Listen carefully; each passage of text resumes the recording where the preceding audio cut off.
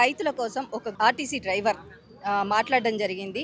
అసలు రైతులకు న్యాయం చేయండి. ఈ పెట్రోల్, డీజిల్ రేట్ల గురించి ఎందుకు మాట్లాడుతున్నారు? రైతులు రోడ్డు మీదకొచ్చి ఆత్మహత్య చేసుకునే పరిస్థితి ఉన్నది అనేసి మాట్లాడినందుకు ఆయన్ని జాబ్‌లో నుంచి తొలగించడం జరిగింది. అసలు ఎందుకు రైతుల గురించి మాట్లాడడం తప్ప? అసలు దీని గురించి మీరేమంటారు? నిజంగా అమ్మా, ఈ క్వశ్చన్‌కి నేనేం మాట్లాడాలో నాకు అర్థం కావట్లా. నేను మాట్లాడాలా? నేను దీనికి ఏం సమాధానం చెప్పాలా?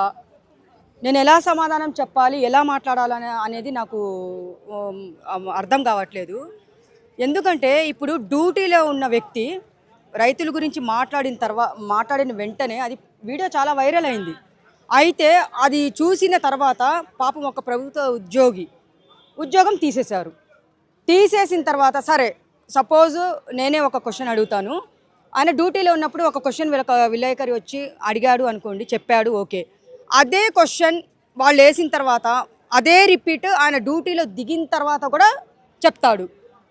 చెప్పిన తర్వాత కూడా ఉద్యోగంలో తీస్తారా? ఇప్పుడు ఆయన ఉద్యోగం ఇవ్వండి అని చెప్పేసి బీఆర్ఎస్ నేతలు కూడా చాలా సపోర్ట్ చేస్తున్నారు ఆ డ్రైవర్కి. నేను ఒకటే చెప్తున్నాను, నాకు ఎంత కోపం వస్తుందంటే ఈ మాటకి. రైతుల గురించి చూడండి అమ్మా, ఎవరైనా సరే ప్రభుత్వం ఉద్యోగంలో ఉన్నవాళ్ళు పాపము ఇట్లా ఒకరి ఉద్యోగం తీసేశారంటే మిగతా వాళ్ళు ఆలోచించండి. మీరు ప్రభుత్వం గురించే మాట్లాడండి. వాళ్ళు ఏం చేసినా చెయ్యకపోయినా అబ్బా ప్రభుత్వం ఏం చేసిందిరా, ప్రభుత్వం ఇది పీకిందిరా, మామూలుగా చేయలేదురా అని మాట్లాడండి. మీరు ప్రభుత్వాన్ని పొగడాలి. రైతులను ఎందుకు పొగడుతున్నారు? మీరు పొగడకూడదు. ఎందుకు పొగుడుతారు రైతుల్ని?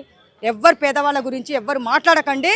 మీరు ఏదైతే ఉన్నాయో మీ ప్రభుత్వం మీకు జీతాలు ఇస్తుందో దాని గురించే సపోర్ట్ చేయండి. మీకు కష్టాలు పెట్టినా నష్టాలు పెట్టినా ఏం చేసినా కానీ మీరు వాళ్ళకే సపోర్ట్ చేయాలి. మరి ఎవరి గురించి మాట్లాడొద్దు ఇక్కడ. రైతులంటే ఇప్పుడే నేను చాలా రైతుల గురించే మాట్లాడతాను ఎప్పుడు.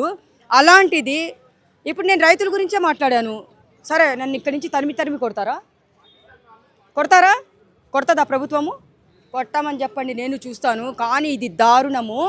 మీరు ఏదైనా సరే మిగతా ఒక మనిషి జాబ్ పోయిందంటే మళ్ళీ ఇంకొకడు ఏం చేస్తాడంటే మన పేదవాళ్ళ కోసము ప్రభుత్వము మన పేదవాళ్ళ పథకాల కోసము రైతుల కోసము మాట్లాడారంటే మీకు ఇంకా కూడుండదు, జీతాలు ఉండవు, మీ భార్య పిల్లలు రోడ్డు మీద పడాల్సిందే.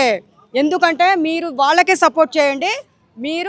మీకు మీ ఉద్యోగంలో ఉంచనిస్తారు, మీకు జీతాలు ఇస్తారు. అప్పుడు మీ భార్య పిల్లలు బాగుంటారు.